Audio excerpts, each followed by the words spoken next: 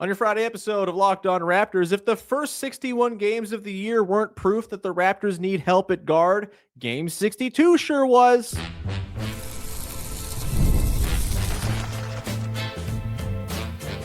You are Locked On Raptors, your daily Toronto Raptors podcast, part of the Locked On Podcast Network, your team every day.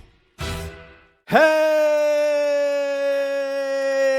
what's going on? And welcome to another episode of Locked On Raptors. It is Friday, March the 6th. I'm your host, Sean Woodley. I've been covering the Raptors now for a very, very, very long time on various platforms. You can find all my work over on Blue Sky. You can find the show on Instagram. You can join us in the Locked On Raptors Discord server, as always, link in the description of the podcast. You can also join the Locked On Raptors Every Dayer Club. Link also in the description of the podcast if you want to see what that's all about. $5 a month, $50 for the year gets you ad-free episodes of the show and access to our Locked On network-wide Discord, which is lots of fun. The NBA chat's popping off in there. It's good times. Come hang out. Today's show is brought to you by FanDuel. FanDuel is giving you a way to turn your March energy into even bigger potential wins with a college basketball parlay profit boost. Head to FanDuel.com to get started. And we're off and running here on your Friday edition of the show, talking about a 115-107 loss to the Minnesota Timberwolves. That was way closer to like a 20-25 point loss in spirit than it was in the actual scoreboard. Thank you, garbage time. And yeah, we'll get into the sort of precariousness that the Raptors are all of a sudden kind of experiencing where when it comes to their position in the top six of the Eastern Conference. I still feel good about them hanging in the top six, but it's getting a little hairy, and we'll talk about why you don't want to see the team slip back into the play-in. Getting playoff games, pretty important for this team. And you don't want to end up in a situation where you're just not getting those because the play-in is weird and random things happen. We got the good, the bad, and the coming up later on as well. But let's start here. Jamal Shead. This was I don't want to hang the loss entirely on Jamal Shead. Brandon Ingram was quite bad. The bench did not provide much of anything. Mamu had an all right, moment here and there, but, kind of ineffectual in his minutes. And Jacoby Walter, very not good at all. So it's not all on Jamal Shead, but I do think a thing we've been talking about all season long, pre-trade deadline, post-trade deadline, looking ahead to the summer, continues to just come home to roost. The Raptors don't have enough guards. And even when you have a good night from Immanuel Quickley, which we've had a lot of those of late, Immanuel Quickley has been quite good over the last couple of months. In this game, I thought he was pretty solid as well. 18 points, 6 of 10, 2 of 4 from deep, got to the line a bunch, 7 assists, only 2 turnovers. He was a +8. Immanuel Quickley was the least of their problems in this game. I thought he was quite good overall, continuing that trend, but they just don't have enough behind him right now. And Jamal Shead is being asked to do too much as the ostensible second guard on this team. Obviously you have like Jacoby Walter and RJ Barrett, who are like technically classified as guards, but they're way more wing-like in how they play for this team. They're not running offense, and they're just putting way too much on the plate of Jamal Shead, who, look, I love Jamal Shead. I think he's going to be in the NBA a very long time. I think he does a lot of stuff that winning-ass players do. I think he's genuinely one of the best and most natural and charismatic leaders I've seen in a Toronto Raptors locker room in my entire time covering the team.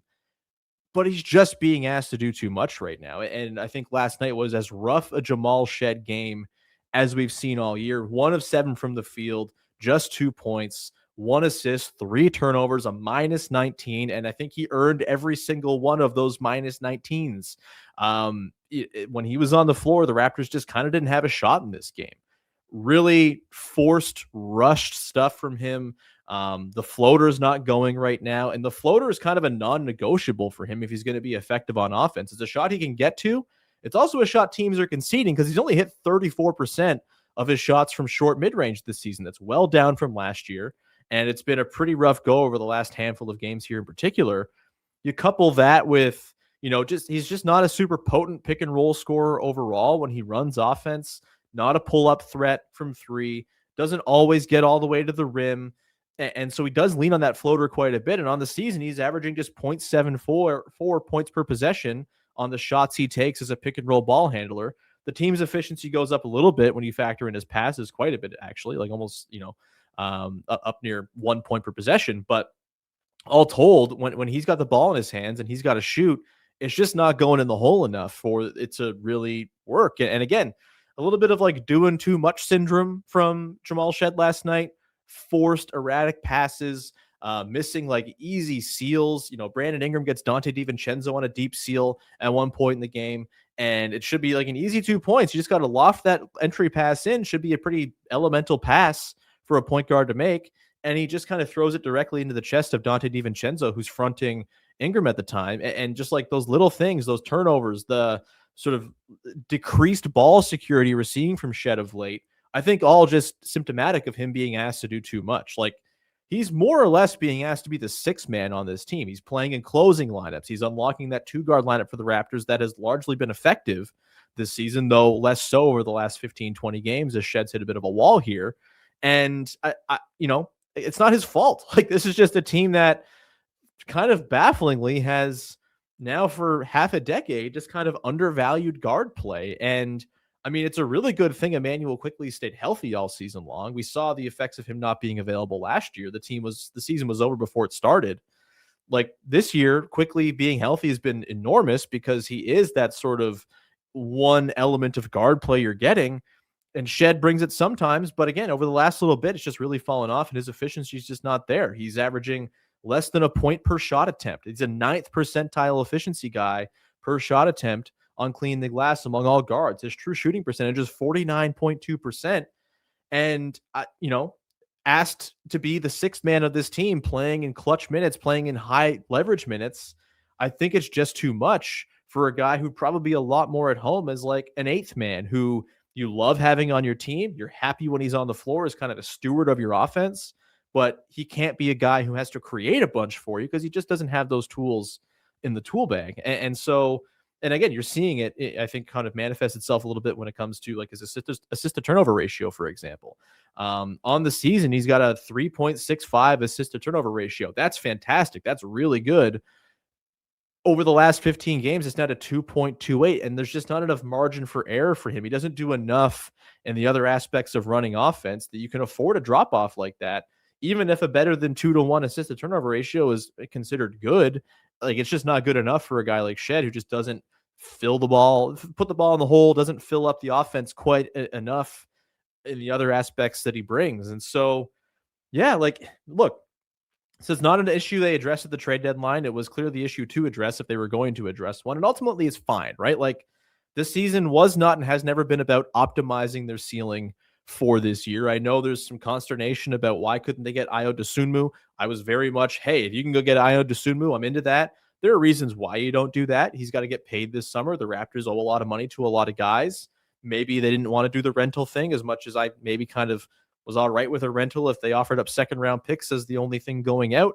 And we saw last night, Ayo Dosunmu on the Wolves, kind of a perfect fit. He's awesome there. He might be the reason why the Wolves stand a chance now of making it out of the Western Conference. He's been that good and that helpful.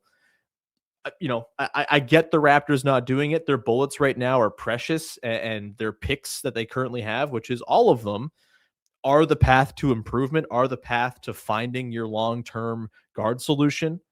I completely understand holding off for now, but like, we've just had it proven so many times over and over now, like this is just got to be a thing they go and try to address this summer. It's been a handful of years now where they've just undervalued guard play, and it keeps on biting them. And again, it's baffling considering this is the franchise that won a championship on the back of incredible guard play. Before they traded him, DeMar DeRozan was like outstanding as a creative guard.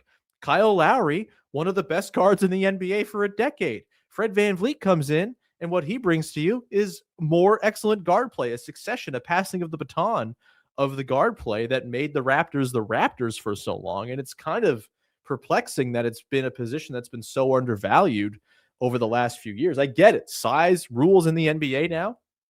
You got to be big. You got to have switchable wings. The Raptors have that. They've prioritized that, and they've done a damn good job of prioritizing that and finding good players in that sort of archetype. But like, you got to have guard skills too. And if it weren't for Emmanuel Quickley, who we've talked about the limitations he has as a guard, this team would be dead in the water with the guard play that they just don't have up and down the roster.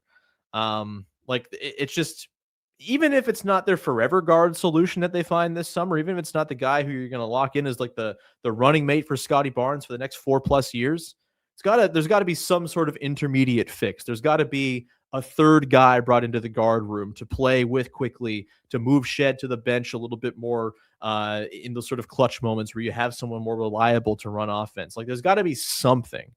And like it's probably going to be the thing that determines whether or not this front office succeeds going forward or not. This team is just screaming for more guards to help bring this offense along. We know the defense is good. As much as this team has told us they're not good at offense and they can't beat good teams, they've also told us like this defense is legit and Scotty Barnes is an all-world level defensive player. They just have to go and find guards this summer to address what's going on. Otherwise, this is going to stagnate like some people fear it's going to. I'm not there yet. I think, yes, it seems as though the current roster as it's constructed doesn't have a ton of room for upward mobility, but that's why you have the picks and stuff to trade. That is why the trade market has always been a way that this team tries to improve. And I think they've proven over the years they can, in fact, use the trade market to improve. They've done it time and time again, but it's kind of time to do it this summer. Like, this year was about getting information. This year was about learning what you have and what you don't. And it's just so clear that Jamal Shead, as fantastic as he is and as wonderful and likable as he is, he can't be your second best guard. You have to have more, and they have to go and try to upgrade. And Emmanuel quickly probably can't be your first best guard, even though I think he's been quite good of late. Like if you can find an upgrade on him or someone like him, similar in skill set to him, like that's going to go a long way. Again, maybe they don't find that forever solution next year and they don't take off and become an inner circle contender just next year. But like, you got to keep on finding dudes and upgrading the talent as you go. And clearly the place to upgrade right now is at guard. They just so badly need some extra juice there. And this game against the Wolves last night was like a pretty great example of that. And look, it's not all on Shead. The bench was terrible across the board last night.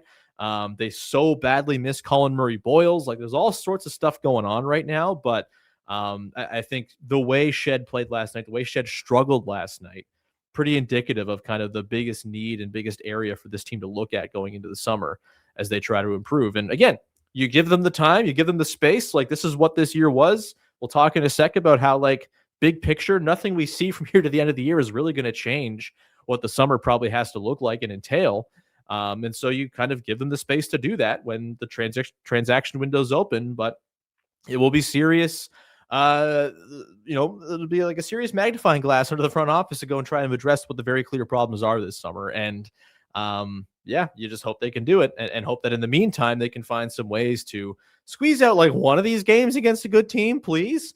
It probably would help be very helpful as it pertains to their trying to stay into the top 6 of the Eastern Conference as well. We'll talk about that coming up in just a second, as with now 4 losses in 5 games and some teams behind them heating up, it's looking a little iffy for the Raptors to hang on to the top 6. I still think they'll do it. We'll talk about why, but we'll also get into what happens if they don't. We'll do that in just one sec.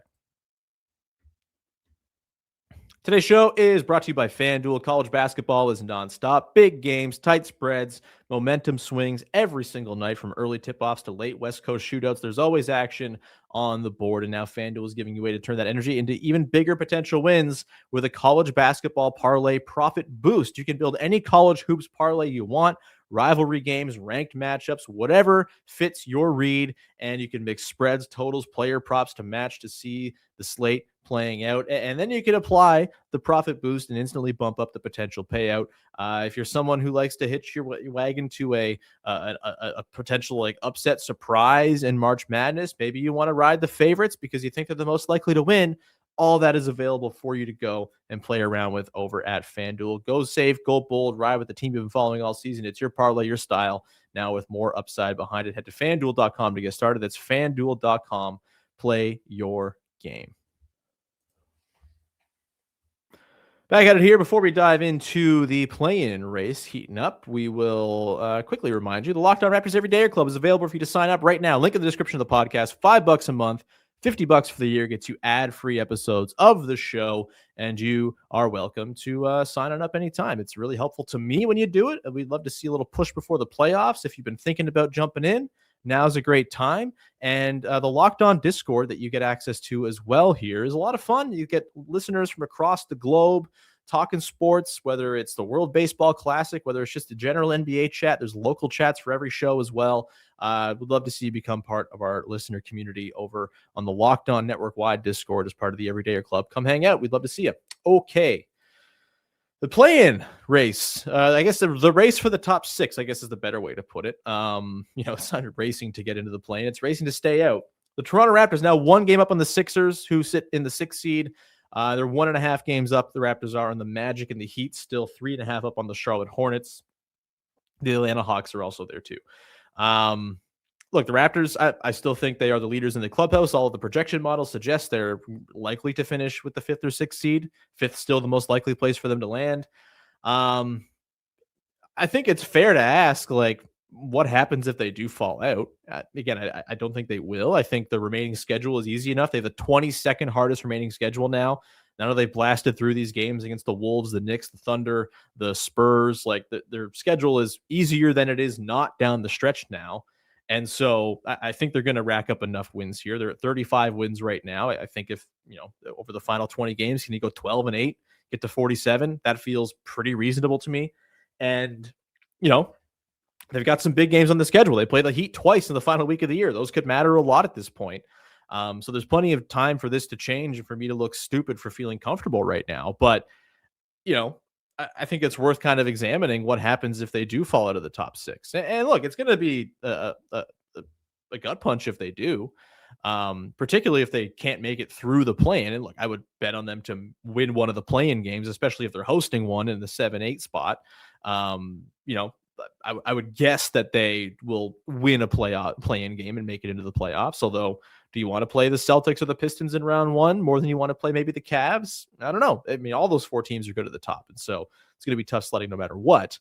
Either way, it would be a bad way to limp into the end of the season after such an encouraging first 3 quarters of the year. There's no way to sugarcoat that. It would leave us, I think, a pretty sour taste in a lot of people's mouths. And I think it would be kind of a disaster if they don't get to actually play playoff games. I think you need to see what this team does in a playoff setting. And we may already know, right? Like, you might be able to glean enough from what they've done against good teams in the regular season to say, hey, it's just not going to work. And that might be true, but it's still a different platform for evaluation. It's still a different kind of game you're watching in the playoffs. And you want to be able to see, hey, like, can Emmanuel quickly hold up and perform better in the playoffs than he has in the past? Can Scotty Barnes do the playoff riser thing? Can Brandon Ingram be someone who gets by in the playoffs? Or was his series against the Thunder a couple of years ago more indicative of his playoff level than what he did against the Suns back a few years back before that? Like, the playoffs are where you actually learn things, where you glean proper, real information. And as much as you might want to look at the regular season results and say, we know exactly what's going to happen in the playoffs, that's just not true, because it's a different environment entirely. And it's a different way to judge players. And for this team, the goal for this entire year was get as much info as possible, see what you have, see what works, and see what doesn't. And if you don't get the value of playing in playoff games to get that, and you're out in the play-in, that's a big problem. I think that would be a pretty big disappointment. I think that would take this from like pretty outright success of a season as it stands right now to being probably more on the disappointing side with some, happiness and encouragement sprinkled in like Salt Bay. Now, all that said, if they slip out of the top 6, win in the play-in and advance to the playoffs, like, I don't think that changes a whole lot in the bigger, wider picture. I think still going into the summer, upgrading their offensive talent is going to have to be the top priority no matter what happens basically for the rest of the season. Probably becomes even more of a concern if you totally wash out, lose in the play-in, and don't play playoff games at all. And probably puts, bigger question marks on everyone you have outside of probably Scotty Barnes as far as what this all looks like going forward. But, if you make the tops, if you fall to the top 6, but you still advance in, like, again, nothing is really being changed. The bigger picture concerns, the bigger picture sort of steps forward they're going to have to take will remain the same. Again, you just don't want that nasty sour taste in your mouth of, losing what was a pretty comfortable perch in the 5th seed and not making it all the way through. Honestly, I think, no matter what happens, I think at this point, there's a lot of dudes who are not going to be immune from the conversation about what comes next, who needs to move out, who has to be sent out in search of upgrades in order for this team to kind of continue its forward progress that it started this year. And look, no matter what happens, this year is still better than last, still a step forward, still some encouraging stuff, or a lot of encouraging stuff to build upon. But I think if you're thinking big picture, Brandon Ingram isn't immune from this, right? Like, he was brutal last night. Way too much of the bad Ingram, commandeering the offense, slow to make reads, not making the reads at all, forcing looks, all that stuff. And when the mid-rangers aren't going, it can be a bit of a tough slog sometimes with Ingram. He's been exactly what they've needed this year to reach a baseline level of competence on offense. But I think going into the summer, it's fair to examine, is this enough? And again, getting to the playoffs and seeing what he does in the playoffs, really important for all of that calculus and making those decisions too. And to Ingram's credit, he's, budged a little bit on the old Ingram, right? Like, he's taking more threes. He's, worked more off ball, but games like last night, that's kind of the bad old Ingram kind of seeping in, and you don't want to see that. And again, I think it all puts so much on the table as far as what comes next for this team. Ultimately, Scotty Barnes rules, and that's been the big prevailing takeaway of this season in the positive direction. And I think even more than ever, everything you do going forward has to be through the lens of, does this improve the team around Scotty Barnes? Does this optimize Scotty Barnes? All questions they're going to have to consider this summer, and questions that will get a lot harder if they fall out of the playoffs and into the play-in. Again, got to see what the playoffs hold. This is why you got to just make it. You can't slip. You can't lose this cushion you've built for yourself. Like, you banked the wins early on so you could suffer a 4 or 5 spell like this in March and hopefully not have it ruin you. And hopefully you can kind of find the right gear and get back on track against some easier competition coming up. And all of a sudden, the teams behind you, the Sixers, hurt, inconsistent, losing big to a lot of teams. The Heat have never been able to string together a bunch of consecutive wins and have it stay this season. The Magic have been the Magic. Like, these teams are not like in hot pursuit of you necessarily. These teams are not like this sort of juggernaut on the rise or anything like that. Like, you should be able to ward them off based on what you've done this year, and just got to finish it out, man. Like, it's again, they have the 22nd hardest schedule left, so 9th easiest schedule left. There's really no reason why they shouldn't be able to hang on here, even with some rough play over the last 5 games against some very good teams. But yeah, just like, if you lose out on getting to play playoff games, that would be just like a total failure, I think, based on like how they've changed the bar for expectations. If you came into the year and it was like, oh, they make the play-in and lose, I'd be like, okay, that's fine. It's a nice step forward. Maybe not the step forward you would have loved to have seen, but like a step forward. But considering the steps they have made this year, to see that all just kind of thrown away because they lost the plot in the last 20 games, that would be a nightmare. I don't see that happening. Their defense is too good. I think Scotty Barnes is too good. I think they have too high a baseline against the teams that aren't the elite teams. That I think is going to end up being fine. But the fact that we have to think about it now is lame, and I don't like that. I would rather be thinking about the, what it was like a week ago, where it was like, oh, wow, there's like a cushion between 5 and 6, and the Raptors are going to be smooth sailing. Things can change fast, of course, and a week from now, if the Raptors win a couple more games in a row, then all of a sudden, okay, maybe things are back and fine again. But we got to think about it now, which is not what we want to be doing. I'd rather be analyzing potential first-round matchups against the Cavs or the Knicks a lot more than thinking about, oh God, are they going to fall into the plane? And oh God, what happens when you're in the plane where anything can happen? We'll come back into the side, get into the good, the bad, the from the game that was against the Wolves, and wrap things up to send you off into your weekend.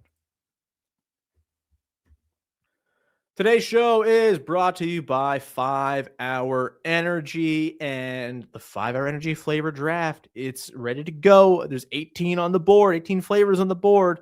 And if I'm going with my first pick, I know I've said in the past that berry is kind of my lock. I'm going berry number 1, but maybe I'm feeling a little adventurous and I want to go with something like Tropical Burst, for example, where you get that tasty caffeine and island vibes, delicious combo of pineapple and apricot flavors. I'm a big pineapple head. Love me some pineapple. Love a nice tang of a pineapple, and island style fruit punch vibes from Tropical Burst. Pretty good stuff. So yeah, maybe they will be my number 1 pick.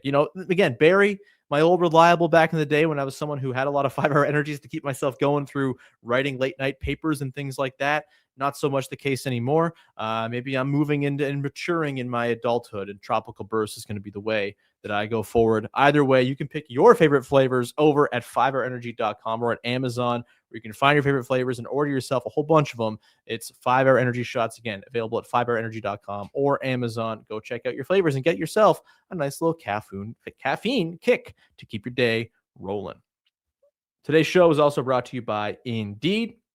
Workplace chaos, deadlines stacking up, inbox overflowing, and the one position you have to fill is still open. When the pressure's on, you need the right hire. This is a job for Indeed sponsored jobs, which help you find and reach the people that you want to be applying for the jobs that you have on offer, based on their skills, experience, location. You're not just hoping the right candidate stumbles across your posts. They're finding it because it's being put right in front of them. And here's a stat that says it all. In the minute I've been talking to you, the companies just like yours around the world will make 27 hires on Indeed, according to Indeed data worldwide. It's a big deal. So if you're hiring, spend less time searching and more time interviewing candidates who check all your boxes with Indeed sponsored jobs. And listeners of this show will get a $75 sponsored job credit to help get your job the premium status it deserves at Indeed.com/podcast. Just go to Indeed.com/podcast right now and support our show by saying you heard about it here on this podcast. Indeed.com/podcast. Terms and conditions apply. Need to hire. This is a job for Indeed sponsored jobs.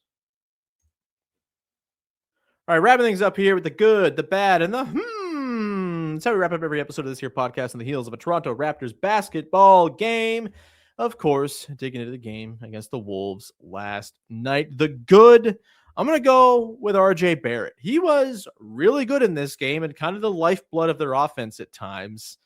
Won his minutes. He was a +3. That's great. It was a great time for an RJ Barrett 3-point heater, and we'll love if that could sustain for the next little while here as well, because they need his 3-point volume and accuracy so badly. Living at the rim when he wasn't banging threes. And I thought there were a couple of times in this game where he was just like totally unafraid of Rudy Gobert.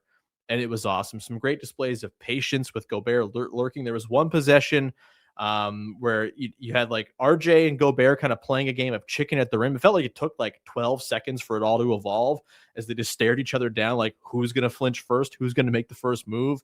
And RJ goes right hand over Gobert with kind of a delicate little flip to kind of get him off, get him on his heels and put it up and score. Really cool stuff. Love what RJ did in this one. Been nice to see him have a couple of good ones lately. And he's a big part of how this offense runs, especially when the starters are in there and really excelling. Like RJ's a big piece of that. And it was nice to see RJ have himself a nice, efficient game in this one. The bad, this is a small thing, but it's a thing that's been kind of annoying to me all season long. They keep on doing the thing where they willingly concede bad switches, and it kind of hurt them last night. Julius Randle, really strong man. I don't know if you know about it. He's just built of muscle and elbows and pokey bones. He's a load to handle, and I thought the Raptors were way too eager to switch Emmanuel quickly onto him last night when they would run him through screening actions. And like, I get it. Like, this is a team that switches a lot. They peel switch. They do all kinds of things to kind of keep their defensive shell intact, but your shell is going to get completely railroaded if it's Emmanuel quickly guarding Julius Randle. For all the good Emmanuel quickly's done on defense this year, which we've talked about at length of late, he's just not someone who's going to be strong enough to keep Julius Randle from getting to wherever the hell he wants to go. And it was just a switch they conceded like a lot last night. It was kind of bizarre. They've done this. I think the Hornets matchups kind of stand out as one where Miles Bridges got the IQ switch a bunch and they punished that. Again, you got to switch. That this is what this team does. It's a big part of how they play defense and a big part of why they've been successful. But I think there should be a little bit more selectivity sometimes and a little more sort of fight through if Julius Randle is waiting on the other side of a switch for Emmanuel quickly. Like that doesn't seem to be a good way to go about running your defense at all. And look, I like that the team switches a lot, though it's certainly a lot harder to do without Colin Murray-Boyles out there. Man, do they miss him. He's really, really important to this team. And so their switch defense is just always going to be a little less potent when he's not there. But yeah, just a small thing I noticed. It wasn't the big reason why they lost the game or anything like that, but getting granular here because I think we know the big reasons why they lost the game. They're not as good as the Wolves, as it turns out. Was Emmanuel quickly hitting a couple of pull-up threes coming around high screen and rolls like an oasis in a desert. Please, more of that. He's historically a very good pull-up 3-point shooter. They need more of that. They need more volume. They need more above the break volume. And again, good game from him overall. But if he can kind of work with Jakob Poeltl to really kind of create, and one of them was coming around a Scotty Barnes screen too, but like if he can find just like a couple of pull-ups a game in pick and roll with Poeltl, with Barnes, like that's just a huge, huge addition to what Quickley does. And it changes the way teams are going to have to defend him as well. It makes him a more potent rim pressure guy if teams are scared of him pulling up. It's just a big deal. And so, yeah, very small thing. We've seen it maybe a couple times over the last handful of games. Would love to see it become more of a regular part of his shot diet because it's been in there in the past before. Time with the Knicks, early with the Raptors. Pull up Emmanuel Quickley. Good thing. And pull-ups, again, the shot that makes NBA careers for guards. And by the way, just kind of a quick note on Quickley. He's having one of the better three-point shooting seasons by volume we've seen in Raptors history. Now at 158 threes for the season. Less than 23s away from a top 10 three-point season in Raptors history. That should be pretty easy work for him. And he's probably going to flirt with a top 3 season for total makes in franchise history if he keeps up the pace he's been on of late. He's like 60 away thereabouts from getting into, or 64, I guess, from the third highest 3-point output season of all time. Might be a tall ask, but if he's letting it rip like he kind of has been over the last couple of months, I don't think it's crazy. Sprinkling a couple of 7-8 3-pointer games would be pretty cool to see too. So yeah, 212 is third all time. That's Kyle Lowry in 2015-16. He's also second at 238 in 2017-18. Fred VanVleet's going to be safe with 242 from 21-22. That's not in trouble, but yeah, like he should pretty easily get into the top 10, at least flirt with the top 5 as far as all-time 3-point shooting output seasons for Toronto Raptors. So that's cool. And like, Quickley being good over the last couple of months, I think him playing this well opens up a lot of possibilities for when the Raptors go into the summer looking to upgrade and sort of improve their guard situation. I think the way he's played makes it so if you're just finding kind of an intermediate fix, someone who's just a supplemental piece to your guard rotation to join Quickley and Shead, I think you can get by with that because of the way Quickley's played over the last little while. If this is his level, like it's not perfect. You still probably want a better lead creator all told to be a contender. But if you're just looking to make like positive progressive steps forward, just getting someone else on Quickley's level would be pretty nice. And he also, maybe he is playing himself into sort of contract neutrality as well, especially as that deal ages. Like the player he's been over the last couple of months is absolutely a $32.5 million player in this cap environment. And with the cap going up, I think it's totally a reasonable deal. And, is he someone who another team says, all right, here's our star that we're getting off of, but you give us Quickley and all your picks and all of a sudden you're in the mix for a star? I don't think that's crazy. I think he also is a guy who's played so well off ball, and the Raptors have enough size up front that I think you'd say, hey, maybe if Quickley's just the 2 guard of the future and you find a different lead guard to pair with him, then that's fine too. I think there's options there. There's ways to make it work with or without Quickley on the team long term. But what he's done lately has been good, and more pull-up threes would sure go a long way to making that look even better. We're going to leave it there. Thank you so much for rocking with the show. Be back again on Monday as we talk about a game against the Mavericks on Sunday. Please win that game. The Mavericks are not good. They are trying to be good. It would be cool to win that one for sure and not fall under 500 at home. Very weird. Strange season. But yeah, we will have that on Monday for you in a full week. Katie Hind will be back from Japan next week. That'll be fun. We'll also talk about the Raptors media game, which is going down on Saturday. I'm shooting for MVP this year, man. I'm probably not going to win it, but I'm going to gun for it and shoot or shoot, baby. So we'll have that to dig into maybe next week. I know Katie is on my team, drafted by Dan Tolzman. That should be a lot of fun. The loaded, Joe Wolfon, Vivek, all that good stuff next week as well. So thank you as always for rocking with the show and supporting it. Zelfie and Dwayne do the postcasts. Of course, you can check those out after games right away live on the YouTube channel as well. And subscribe, follow, rate, review, all the good stuff. Join the Discord, link in the description of the podcast. Join the Everydayer Club, $5 a month, $50 for the year. Also available in the description, the link to join there. You get access to the show ad-free every day, plus access to our Locked On Network-wide Discord, which is lots of fun and getting more fun by the day. And we will leave it there. Thank you so much for hanging out. Talk to you soon. Have a great weekend. Bye-bye. Oh.